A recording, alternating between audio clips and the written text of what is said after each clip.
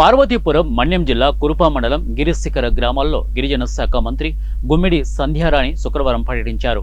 ఈ మేరకు రాముడుగూడ, కీడవాయి గ్రామాలకు 2.90 కోట్ల NREGS నిధులతో పూర్తయిన బీటీ రోడ్లను ప్రారంభించారు.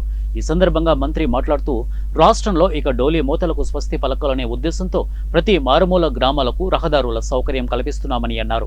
స్థానిక ఎమ్మెల్యే జగదీశ్వరి మాట్లాడుతూ సీఎం చంద్రబాబు నాయకత్వంలో కూటమి ప్రభుత్వం రాష్ట్రాన్ని అభివృద్ధి పదంలో నడిపిస్తూ స్వర్ణాంధ్రప్రదేశ్గా తీర్చిదిద్దడానికి నిరంతరం కృషి చేస్తోందని అన్నారు.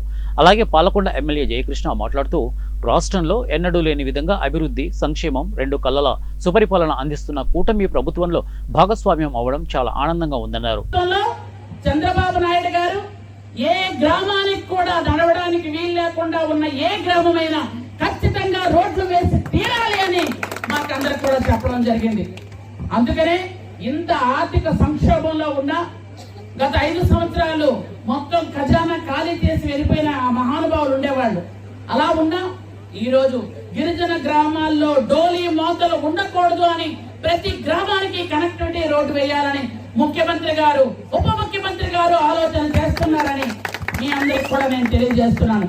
ఈ కూటమి ప్రభుత్వంలో రోడ్లు వేయాలి అంటే ఇబ్బందులు ఉన్నాయి కాబట్టి ప్రధానమంత్రి నరేంద్ర మోడీ గారు కూడా మనకు పూర్తి సహాయ సహకారాలు అందిస్తూ ఈ రోజు మనకు అన్ని వసతులు కూడా కల్పించడం జరుగుతుంది.